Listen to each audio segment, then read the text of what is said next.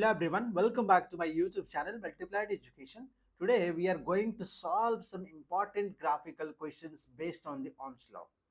आज के इस वीडियो में अपन सीखने वाले हैं कि वी आई ग्राफ कैसे प्लॉट करते हैं अगर मेरे पास वी और आई एक टेबुलर फॉर्म में दिया हुआ हो। और सेकंड ये देखेंगे कि अगर एक वी आई ग्राफ प्लॉट किया हुआ है तो वहां से इंफॉर्मेशन कैसे एक्सट्रैक्ट करते हैं, जैसे कि रेजिस्टेंस के बारे में अगर कोई कंपैरिजन करना है तो कैसे करेंगे।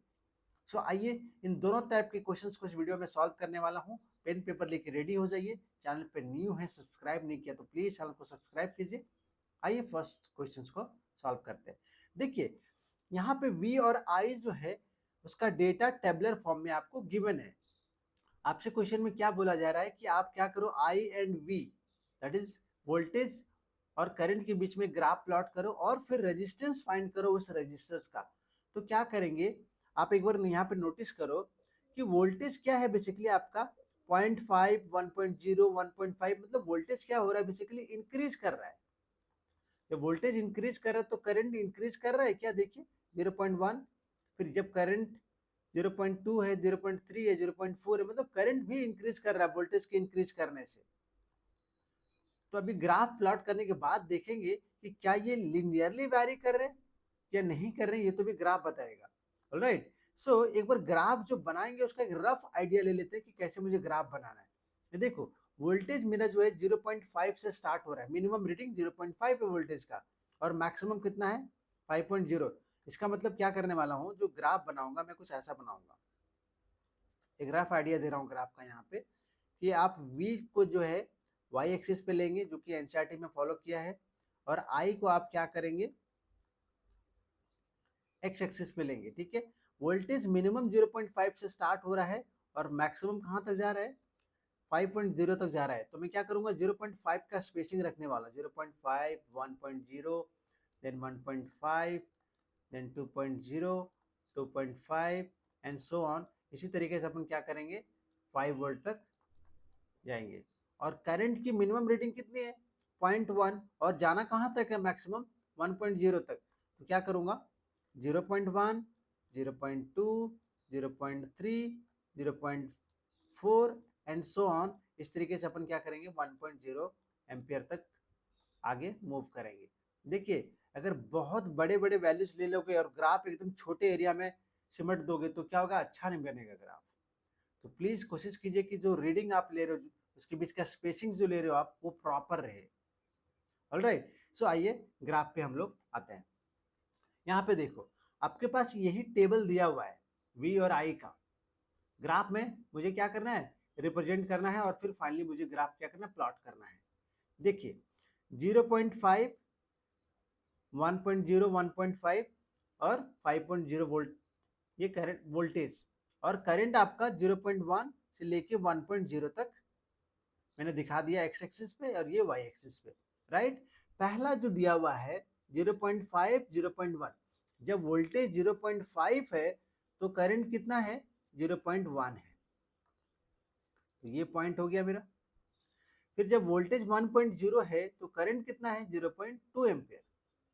देखिए voltage is 1.0 and current is 0.2 ampere. फिर वोल्टेज 1.5 एम्पियर है, वोल्टेज 1.5 वोल्ट है और करंट कितना है 0.3 एम्पियर है। फिर नेक्स्ट क्या है 2.0 वोल्ट है और 0.4 एम्पियर करंट है। फिर 3.0, 3.0 पे देखो 0.6 एम्पियर करंट। ठीक है, ये पॉइंट बेसिकली दोनों को रिप्रेजेंट कर रहा है। और फिर क्या है 4.0 पे, 4.0 पे देखिए 0.8 एम्पियर करंट है और 5.0 वोल्ट पे कितना करंट है आपका 1.0 एम्पियर करंट है।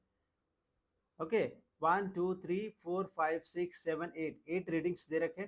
सबको मैंने क्या किया पॉइंट से पहले दिखा दिया कि कौन कौन सा पॉइंट कौन से रीडिंग को रिप्रेजेंट कर रहा है। ठीक है, उसके बाद क्या करो आप स्केल लीजिए और इस सारे पॉइंट्स को ज्वाइन कर दो एंड फाइनली मुझे क्या मिल रहा है, एक स्ट्रेट लाइन मिल रहा है।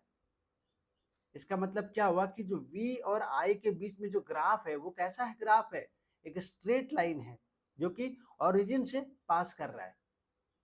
ऑलराइट, इसका मतलब क्या हुआ कि देखिए ओम्स लॉ में आपने क्या सीखा, ओम्स लॉ में आपने सीखा है कि V is directly proportional to I। इसका मतलब कि जो VI ग्राफ होना चाहिए वो कैसा होना चाहिए, it must be a straight line passing from origin.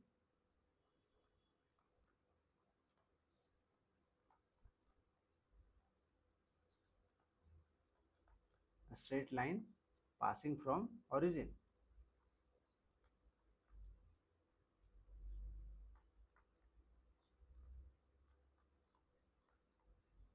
So graph आपका क्या हो गया, बन गया। और ये ओम्स लॉ को वेरीफाई भी कर रहा है क्योंकि ग्राफ मेरा V और I के बीच में क्या आया, एक स्ट्रेट लाइन आया। नेक्स्ट क्वेश्चन क्या कह रहा है आपको, देखो यहाँ पे कि आप रेजिस्टेंस फाइंड करो। आप रेजिस्टेंस फाइंड कीजिए, कैसे फाइंड करोगे, आप देखो रेजिस्टेंस फाइंड करने के लिए अपन क्या करेंगे कि जब भी अपने पास एक ग्राफ दिया हुआ हो तो रेजिस्टेंस क्या फाइंड करोगे आप, कैसे, delta V upon delta I। ठीक है, क्योंकि R equal to V by I आपका ओम्स लॉ से होता है, तो यहाँ पे मैंने delta V upon delta I लिखा।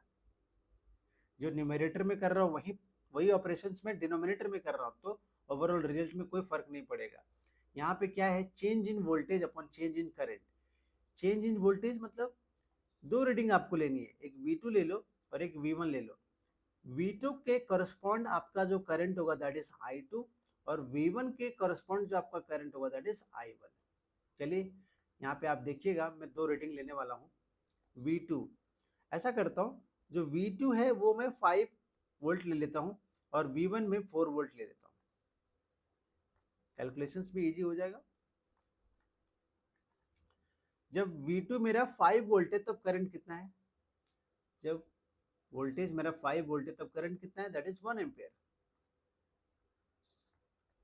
माइनस जब वोल्टेज मेरा कितना है 4 वोल्ट है तब करंट कितना है, that is 0.8।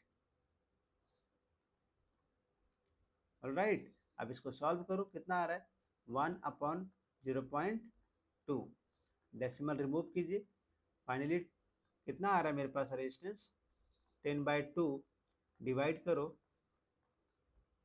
Right. So finally we get R equal to 5 ohm. So this is my answer. Resistance कितना आया आपका 5 ओम आया। देखिए मैंने ये दोनों रीडिंग लिया, क्या आप ये दोनों रीडिंग ले सकते हो, क्या आप ये दोनों रीडिंग ले सकते हो, yes you have the choice.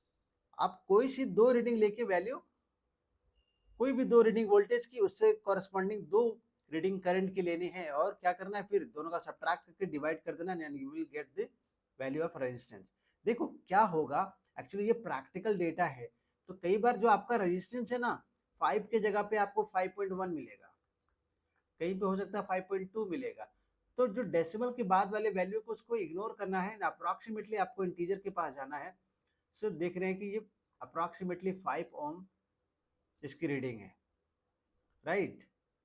सो ये आपका था पहला क्वेश्चन, और ये क्वेश्चन एक्चुअल में क्या हुआ है कि 2018 में आया हुआ क्वेश्चन से सीबीएसई में, और इस तरह के क्वेश्चंस रिसेंट ईयर में भी आ रहे हैं, कंपार्टमेंट एग्जाम हो या फिर जो रेगुलर एग्जाम है उसमें।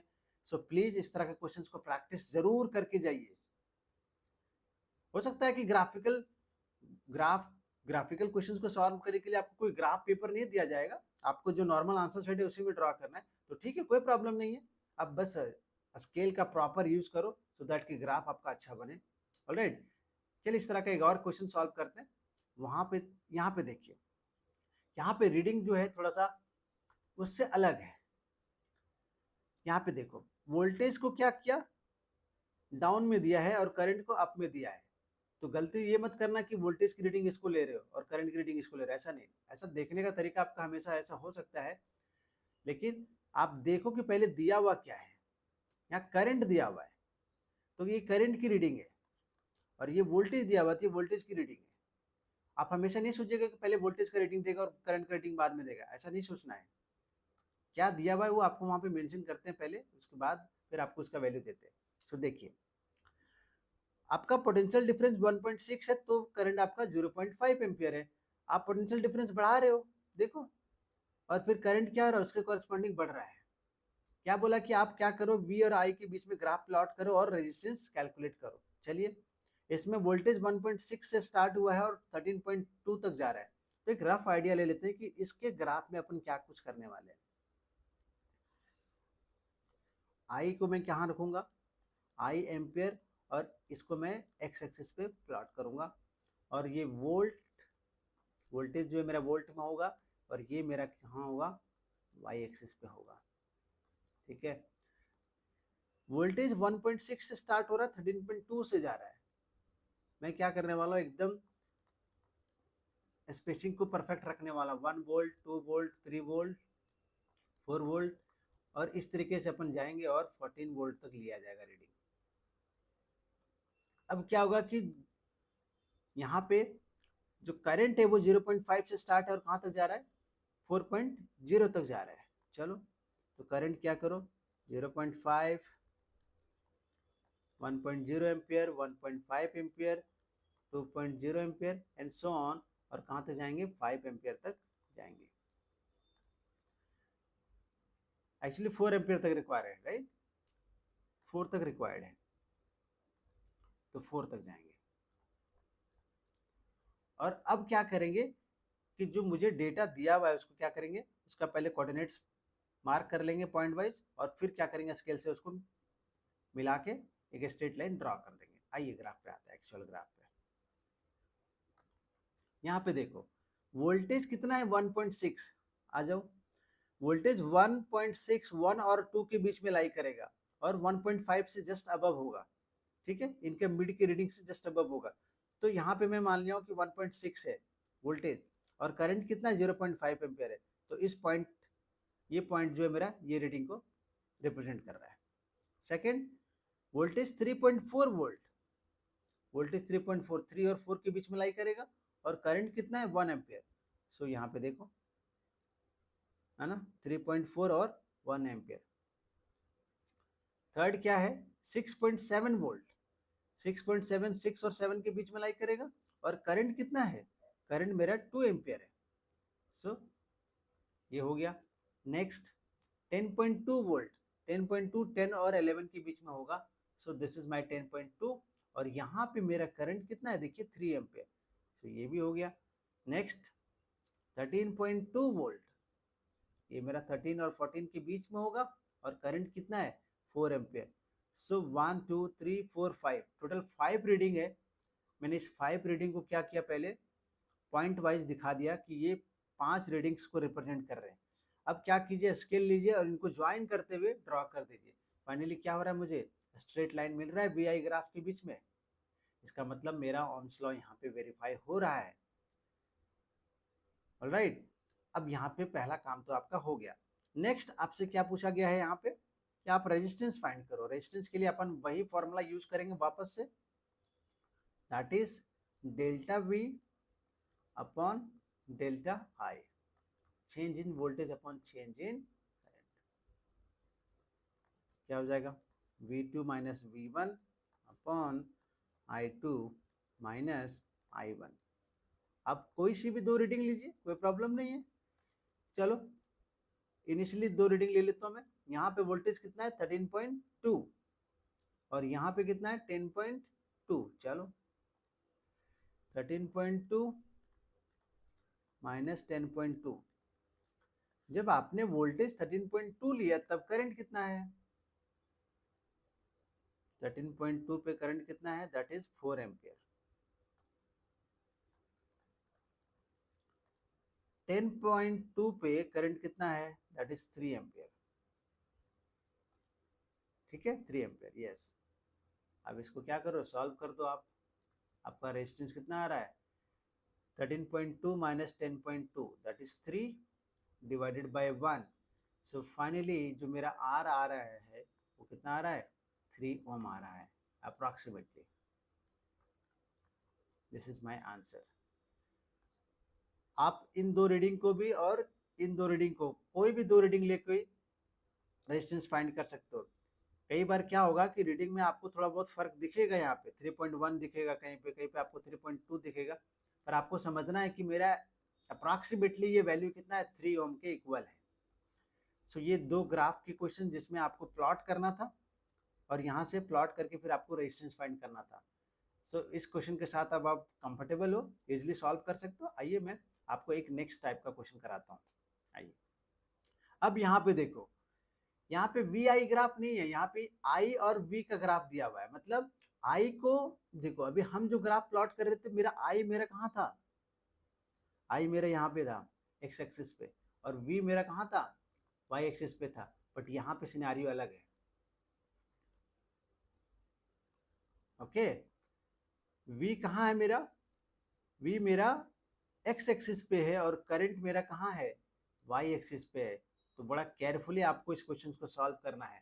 आपको क्या बोला है क्वेश्चन में कि आप रेजिस्टेंस का वैल्यू कंपेयर कीजिए, R1 R2 R3 इनमें से कौन सबसे बड़ा है, या फिर क्या ये तीनों इक्वल हैं, ये मुझे ऑप्शन से बताना है सॉल्व करके। देखिए ग्राफ का सबसे पहले स्लोप फाइंड करता हूं, slope of IV graph. IV graph का स्लोप क्या होगा, स्लोप का मतलब होता है टेन थीटा। ठीक है, टेन थीटा मतलब वाई बाई एक्स। वाई पे क्या है, मेरा करंट आई है, और एक्स पे क्या है, मेरा वोल्टेज वी है। Right, so slope equal to क्या हो गया, आई बाई वी। देखो आपका ओम्स लॉ क्या कहता है, V equal to I R. ठीक है, तो आई बाई वी क्या हो जाएगा, वन बाई आर के इक्वल हो जाएगा। Right, so I by V को क्या लिख सकता हूँ, one by resistance, one by R. Alright, कहाँ से, ओम्स लॉ से आया। इसका मतलब क्या हुआ कि आपका जो स्लोप है ग्राफ का और जो रेजिस्टेंस है वो क्या है, इनवर्सली प्रोपोर्शनल है कि नहीं। This is the first conclusion. वापस से देख लो आप, आपका जो स्लोप आया है, रेजिस्टेंस आया है, क्या है, दोनों के बीच में कैसा रिलेशन है, इनवर्स रिलेशन। इसका मतलब जिसका स्लोप ज्यादा है, जिसका स्लोप ज्यादा उसका रेजिस्टेंस कम। ठीक है, आइए यहाँ पे कंसंट्रेट करते हैं। देखिएगा ये एक एंगल बना रहा है, ये एक ग्राफ एक एंगल बना रहा है, और फिर ये एक ग्राफ एक एंगल बना रहा है। लेट अस सपोज ये जो R1 है ये थीटा वन, ये R2 जो है ये थीटा टू एंगल, और ये जो R3 है वो थीटा थ्री एंगल बना रहा है। ठीक है, आप बताओ एंगल ज्यादा किसका है, थीटा वन ज्यादा है, थीटा टू उससे कम है, और थीटा थ्री सबसे कम है। जिसका एंगल ज्यादा उसका टेन थीटा ज्यादा।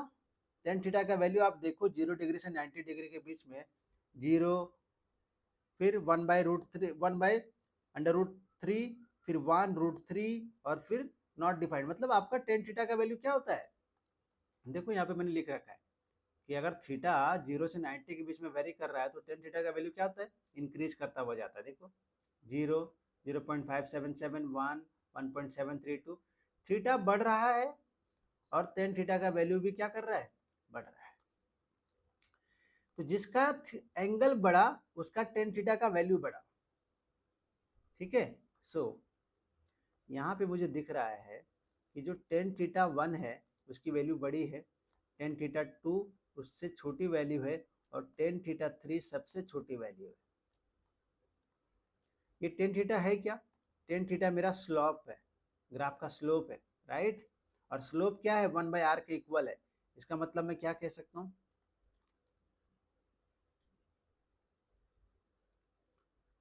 क्या कह सकता हूँ कि one by R one is greater than 1 by R2 is greater than 1 by R3। देखो आप लकी हो कि आपको इस तरह का ग्राफ में 1 by R1, 1 by R2, 1 by R3 का कंपैरिजन नहीं दिया। कई बार ये भी दे देते हैं, R1 R2 R3 नहीं देंगे, 1 अपन R1, 1 अपन R2, 1 अपन R3 दे देंगे। तो अगर वैसा रहेगा तो वहां से तो ये कंक्लूजन दिख रहा है, लेकिन मुझे ऐसा ऑप्शन में कुछ मिल ही नहीं रहा है। वन अपन में ऑप्शन में नहीं है कुछ भी, ऑप्शन में क्या है, R1 R2 R3 है। अब देखिए आपने क्या सीखा कि जो स्लोप है वो रेजिस्टेंस के इनवर्सली प्रोपोर्शनल है। तो जिसका स्लोप सबसे ज्यादा स्लोप किसका सबसे ज्यादा है? इस वाले का स्लोप ज्यादा है, सबसे ज्यादा R1 का, तो उसका रेजिस्टेंस सबसे क्या होगा? कम होगा, सबसे कम होगा। स्लोप सबसे कम किसका है? ये θ3 जो R3 के साथ बन रहा है, तो जिसका स्लोप छोटा उसका रेजिस्टेंस बड़ा, ये बता रहा है आपको। सो R3 सबसे बड़ा और बीच में क्या बच गया? R2। So finally what can I से, ये आपका आंसर है। स्लोप जिसका ज्यादा है उसका रेजिस्टेंस कम होगा। R1 का स्लोप सबसे ज्यादा, इसी वजह से R1 सबसे छोटा है। R3 का स्लोप सबसे छोटा, इसी वजह से R3 सबसे बड़ा रेजिस्टेंस है यहाँ पे। और R2 क्या है? मिड में लाई कर रहा है। ऑलराइट, सो देखो ऐसा कौन सा इसमें से ऑप्शन मैच कर रहा है अपना? अपना R3 सबसे ज्यादा होना चाहिए, R3 एंड R1 सबसे छोटा होना चाहिए, option C, option number C, option C is correct. So I hope आपको ये वीडियो बहुत हेल्पफुल लगा। अगर वीडियो पसंद आया गाइस, अगर कुछ भी यहाँ से आपने एक नया सीखा, तो प्लीज़ वीडियो को लाइक कर दीजिए, अपने फ्रेंड्स के साथ शेयर कीजिए, बेल नोटिफिकेशन को प्रेस करके रखिए सो दैट कोई भी अपडेट मिस ना करें। और गाइस, मैंने मैथ्स और साइंस का प्लेलिस्ट क्रिएट कर रखा है क्लास 10th का। अगर आप और भी कुछ सीखना चाहते हो तो आप प्लेलिस्ट में जाइए, वहाँ से देखिए, और जो भी टॉपिक आपको सीखना है वहाँ से आप सीख सकते हो। थैंक यू सो मच इतना प्यार और सपोर्ट देने के लिए। मिलते हैं अगले वीडियो में एक नए कंटेंट के साथ। Thank you so much.